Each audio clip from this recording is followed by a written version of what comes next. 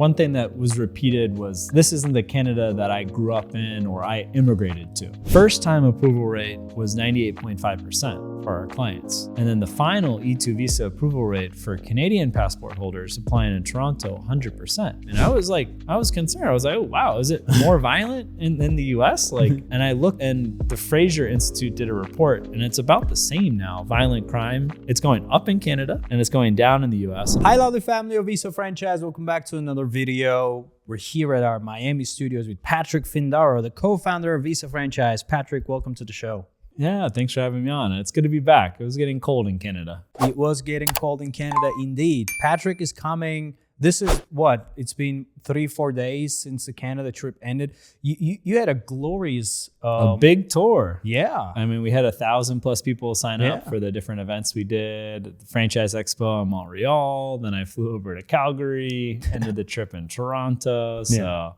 how pretty many big cities tour. You've been? Montreal? Three cities and 9 nights. 3 cities and 9 nights. How many people have you seen total? Hundreds of people. We had over 1,000 registered. Not everyone came to the events or the Franchise Expo, but I met hundreds of people throughout my time across the events that we hosted. Yeah. So and then just a lot of one-on-one meetings with prospects, and then also it was fun to meet with some of our clients. Our clients. Yeah, that's right. And one of our clients got his visa the day I arrive in Toronto airport from Calgary, and the first email I see is E2 visa approved, and message our client right away, and we celebrate over dinner. Yeah. And one of his friends was like, I want to do the E2 visa, and he signed up the next day. So cool. What was your overall feeling of Canada? What's happening? What's pushing people away from it? It seems like it's definitely a combination of different factors. One thing that was repeated was, this isn't the Canada that I grew up in or I immigrated to. So most of our Canadian clients were not born in Canada, or they're children of immigrants. So, a common theme was I came here, on the express entry, effectively a top talent visa. They have a different point system for immigration in Canada. And there was a bigger job market, cost of living was lower, and it was just a better environment. And then kind of everything went downhill after COVID, really strict lockdowns and just a lot of problems. And then the change of immigration flow, where it was a lot of top talent, high skilled immigration. And then it switched to student visa, pseudo students coming, but kind of abusing their student visas in Canada, asylum seekers that many are not truly asylum seekers, and just general abuse of the Canadian immigration programs. Right. What's the general immigration landscape in Canada, Patrick? Hey, you want to come to the US, get the E2 visa, L1, or straight out a green card? We've been doing this for the past 10 years, and we wrote a book. It's called Own Your American Dream. What is special about this book is that we went back and have spoken to 21 successful applicants who opened up their businesses here and who are continuing to live the American dream. Hear it from them, because they talk about their fears, their mental state, what went wrong, what went right. The entire blueprint is there. You could just buy the book right here. You can just read it and make up your mind. Continue your video. I think it's really changed. And it was kind of sad and disheartening talking to some of these really high potential, high skilled immigrants that came from Africa, Europe, Asia, and they kind of had the Canadian dream, but they feel like they're now being treated differently than when they arrived. And I can think of one of our Nigerian clients where he was a rock star in Nigeria. He told me he was making $100,000 a year. A year in Nigeria. So a lot of money in Nigeria. What does that put you in? 0.1% of Nigerians? Yeah, working in the IT sector. And he entered into Canada, did the express entry program, moved his family to Toronto. That's done fine in Toronto, but if someone's making $100,000 US dollars in Nigeria, what do you expect them to make in Canada after a few years on the ground? $500K, $1 million? They're at the top of their game. And he's done well in Canada over the past few years, but not to his expectations. And he's not living the life, that he dreamed of. And he sells IT services to different municipalities and pseudo-government entities in Canada. And he's felt as an African, as an immigrant, that it's become harder and they're less receptive. And he feels like he's kind of getting thrown in with these asylum seeker immigrants and people abusing the student visas and scamming on work visas, and it's just a negative view towards immigrants. Where he did a trip down to Texas, and it was a networking event, and he was sitting down with the mayor and just found people really open and really open to collaborate. And, you know, whether it's talking, you know, personal or professional, just found Americans specifically in Texas very open for business, very open to socialize, where Canada is not like that for him. Yeah. So he feels like the door has kind of been shut, and that there's kind of a what is it? It's not racism, but what is that term where you're anti-immigrant? Xenophobic? Xenophobic. Well, shifting tides. Let's put it that way. Shifting tides. Things are not as it used to be. Definitely. And you will find that in parts of the U.S., but generally our clients aren't moving, you know, to those parts. They're sticking to the coast, Texas, certain areas. No, here, if you're bringing in your idea, your business, your talent, you have something to add and contribute to the society. I mean, you're treated fairly well here. Yes. You know? People, you know, appreciate and cherish you. So that's great. So I was kind of sad to hear that from him. And then I heard that from a few other prospective clients and attendees that, you know, this wasn't the Canada I signed up for. And, you know, we did a video on the west coast of Florida, and that was the sentiment from that second-gen South African Canadian immigrant. You know, this wasn't the Canada my parents moved to or that I grew up in. So wish the best for Canada. I think they can definitely turn the tide. But in the interim, you know, there are a lot of immigrants that you don't really want leaving your country, leaving for the United States. Right. No, I mean, I definitely hear you. What were your main takeaways from these events? Like, people were coming in there, were people, you know, thinking about moving their businesses over here, or was it more like employees who were looking to become entrepreneurial in the U.S. as opposed to Canada? Good question. I think it mixed. I would say Montreal, there were a lot of professionals that worked at the big banks there, a few business owners that wanted to expand their business. And, you know, one client, for example, works in IT, and he's able to run the business across Canada and the US.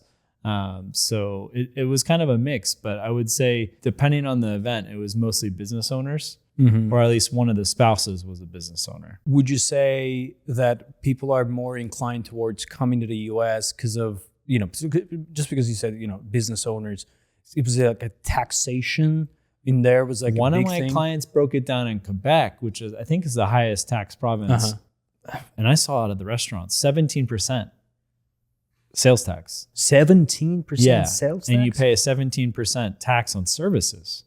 So if I issue you an invoice, you got to pay 17% on top of my fee. Wow. So his estimate was his effective tax rate was 60%, where I calculated, you know, married couple with a few kids, 3 kids living in Florida, making $300,000 United States dollars, effective rate 25 to 28%. So I mean, we're talking more than double what you're paying in taxes, and a lot of Canadians are upset with the long waits. Yes, healthcare is free, but it takes 2 months, 3 months to get an MRI. I heard, you know, dermatologists might take, you know, 6 months depending on what the procedure is. So yes, it's free, but you kind of pay what you get for. We had one client, I think I mentioned, they were crossing into Buffalo from Toronto, and that's a long drive. Just getting around Toronto might be an hour, but we're talking 2 hours plus, you know, getting into Buffalo when you add in the traffic, because she could not get a gynecologist for the first, you know, I think 3 or 4 months of the pregnancy. Oh, wow. So she was crossing the border with her husband for multiple trips. Yeah. And then, you know, they ended up getting a OBGYN in the Toronto area for the, you know, the last trimester, and I think most of the second. So cool. Healthcare costs, it's just like high costs and not making much money. You know, they weren't making it, at least the immigrants that I spoke to, you know, their expectations are higher. They're kind of been let down.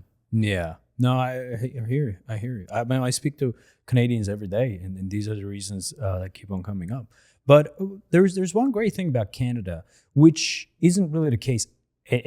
Well, I'm not going to say anywhere else, but like in most countries, Canadian consulates are very easy to deal with, right? Well, we know the adjudicating trends. We know what our clients can expect. And we went through our data about a month ago, a little before the trip.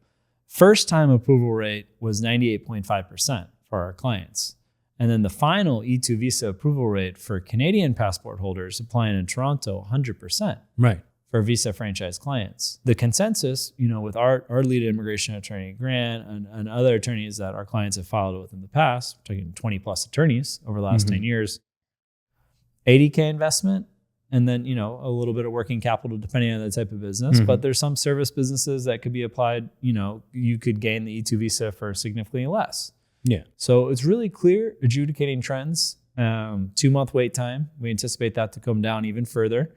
Earlier this year, it was just 2 weeks to get an E2 visa appointment, and just very straightforward process. Our clients are legitimate business owners, sometimes first time, some are serial entrepreneurs, and they mean business. And I think the consulate sees that, and they're open to having these business owners scale their business in the United States, or open up, a new franchise business from zero. Right. I mean, it's, relatively, we like dealing with the Canadian consulates. It's great. And Canadians are maybe because of the reasons that we talked about, how the country's going towards. And again, we have nothing against, no country. It's just what you guys are saying. We're just, resonating and repeating. Okay. For us, we don't live there. We don't know. We wish all the best. But that's what you guys are saying. And Canadians are in a favorable position if they want to move to the US, not only because of, the consulate situation, but also when it comes to like the investment level and kind of like business ideas to put together, it's much more favorable compared to other countries, right? So these people that you meet, Patrick, people who wanted to move their businesses over here, right? What would you say is like the typical strategy for a Canadian to have a very successful and easy transition to the US? Yeah, I mean, it's really, if you have American customers already, it's always easier. And then we can work together, set up the LLC, get the tax ID, business bank account. If you have a vehicle and, that you need to be visiting customers, that could count as part of the investment. But really sitting down with Grant, our lead immigration attorney, as well as Tiago, who worked at the US consulate for about 12 years, to see kind of for what your business is, what you want to be doing, how to spend the money. And of course, if you're doing a franchise, it's really clear. It's in the item 7. It's pretty black and white what you got to spend the money on to open up that business. Yeah. Did you see a lot of people showing interest towards buying a franchise? Oh yeah, big time. Yeah. Especially those working professionals, or we had some clients that also had nice exits. They sold their businesses in Canada. Great. And they don't have anything to bring to the US. They've never lived in the US. As you know, and one of our Canadian clients, he was in the US for numerous years on an H-2B visa, spending 9 months a year for 3-4 years. So he started his own business in the same industry he was working in the same market. So that's a lot easier. But if you don't already have US work experience, if you're not already working with American customers, clients, it's generally advisable to start a franchise business. This is obviously, talked about all the time, the substantial investment. We keep coming back to this point. And it's kind of like a moving target, I guess, for different countries and different consulates, right? For Canadians in general, what are we talking about in terms of the substantial investment that does the trick? I'm going to say 80K in receipts. And then you might have another 10, 15K in working capital. We didn't even talk about the other visa categories that are easier, that, basically the E2's generally easier for Canadians than pretty much any client that we work with. Also, the L1 visa, you get approved, right? At the border. You bring that to Customs and Border Patrol, and they look at your petition and approve it. Okay. So you don't go through USIS, and there's no investment for that. You just have to secure an office. So we're talking about what, 5K to get a an L1 L1 visa for Canadians with that office deposit in terms of an investment in your business. Yeah. And then of course there's our fees and the fees that go to the attorney, and we'll do the business plan and all that. Yeah. But we're talking about, for the L1, less than $20K all in to secure a visa for 1 year, or if the business has been operating for 3 years, the business has been operating already a year, you get a 3-year visa. No other country in the world can you just get the L1 visa. Hey, look at my packet. That's drive crazy. your car down. O1, same thing, where our clients everywhere else in the world have to get approved as you did. Yeah. You're yeah. USAS, and then you went to the embassy in Ankara in Turkey. Canada, you don't have to do that. Just the USAS petition, I-129, and you cross the border, port of entry. That's it. And you enter in. You don't have to do consular processing. Well, that's so L1, O1. You got the TN visa. A lot of our Canadian clients switch because it's kind of a pain. The spouse can't work, and it's quite restrictive, the type of work that you can be doing. But there are a lot of visa options for Canadians that are skilled professionals or first-time or future business owners. Right. Let's talk about the L1 visa a little bit, because I really want to go into that. Suppose, because you met a lot of people who own their own businesses in Canada. What needs to happen for them to be able to transfer themselves here in, let's say, the easiest, most efficient, and in the less riskiest way? Well, they should be the manager of managers in the Canadian enterprise. And then in the U.S. enterprise, they, if they're going to get a 3-year L1 versus the 1 year, the business has been already up and running for a year. Yeah. So, if they're the manager of managers and the company is doing, say, $500K revenue, or and/or making $100,000+ in a year, ideally there's 5 employees on each side, but it's really that manager of managers. And we've seen adjudicating trends being a little more flexible for our Canadian clients compared to those coming from other countries like Vietnam, China, India for the L1. And then for the EB1C, the approval rate's been quite high. Yeah. That's the green card equivalent of the L1, as you know. And in Q1 2025, government fiscal year, the approval rate was 96, 97% for a green card. So it's a great option. Investment level, how much do you think they need to invest here to the U.S. entity? Well, it depends. I mean, probably $100K. Okay. Yeah, $100K, and you get, you're going to put the time in, and you're going to be the manager or managers of could be a service-based franchise business or your own business in the service space. If you're going to be opening up a restaurant, we're talking $300K plus. But if you stick to services and you start generating that revenue and you reinvest, you can get to being the manager or managers pretty quick here. Sure. Oh, one other thing was I was getting a lot of hate at the franchise expo, where I wasn't necessarily for immigration to the U.S. and people would come by and say how bad the U.S. is, Trump this, Trump that, or violent crime. And I was concerned. I was like, oh, wow, is it more violent in the U.S.? And I looked, and the Fraser Institute did a report, and it's about the same now. Violent crime, it's going up in Canada, and it's going down in the U.S., and it's about the same.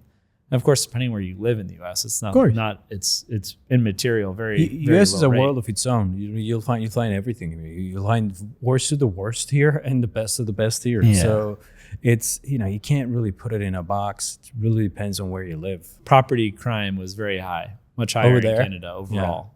So that was shocking. And then student to teacher ratios were much better, and especially compared to some of the Florida districts where we are compared to Ontario. So that came up with some clients. So yeah, just a lot of, for me, it was a lot of fact checking, what our clients were saying, but also kind of the haters on the US and this renewed pride, to be Canadian and be made in Canada. Right. And it was cool too to be there when the Blue Jays were playing the World Series, and hope that they win. Cool. All right, Patrick. I mean, well, first of all, we want to go back to Canada as soon as possible. We know some of you guys have registered and wasn't able to make it, but definitely this has been a very, very beneficial, and this is, you guys are saying this, So it's great. And Patrick, you know, for you to sort of like, if you are to sum it up and almost like your advice to our listeners from Canada, if they're on the edge and they're trying to, you know, they're about to make the leap, what would be your advice? What should be they doing now to sort of prepare their move 6 months into the future or a year into the future? Yeah, great question. I would think, you know, have a family plan, you know, sit down with your spouse, you know, or if you're single, it makes it that much easier, and really think about what you want to be doing. You know, you have one chance to make it here in this life, and what you want the next 5 years to look at. And if you're an investor and you have the capital ready, I would say at least 100K. You know, again, it could be less. It could be you invest 60K, but you should, you know, have the additional capital, including working capital, cover some of your personal expenses. And then if you're a business owner and you're generating income, it could be less. You know, it could be, you know, less than $20,000 if we're talking about the L1 category. The O1 category, if you're a highly skilled professional, less than $20,000 that you have to have ready. So depending on your profile, I think they can check out the diagnostic tool on our site and really see what visa category, as well as whether it's start your own business, bring your business from Canada, buying a franchise, or getting a job with your talents makes the most sense for you. Well, Patrick, thank you very much for doing this. And guys, thank you very much for watching the video until this far. If you're here already, go to visafranchise.com and check your eligibility to see what kind of solutions Visa Franchise can help you with, and fill out the questionnaire. We'll look at those. And if you feel like, you know what, there could be a good fit, we'll send you a link and schedule your discovery solution call. We'll take a diagnostic look at your case and see what we can do for you. So thank you very much for watching. See you in the next one.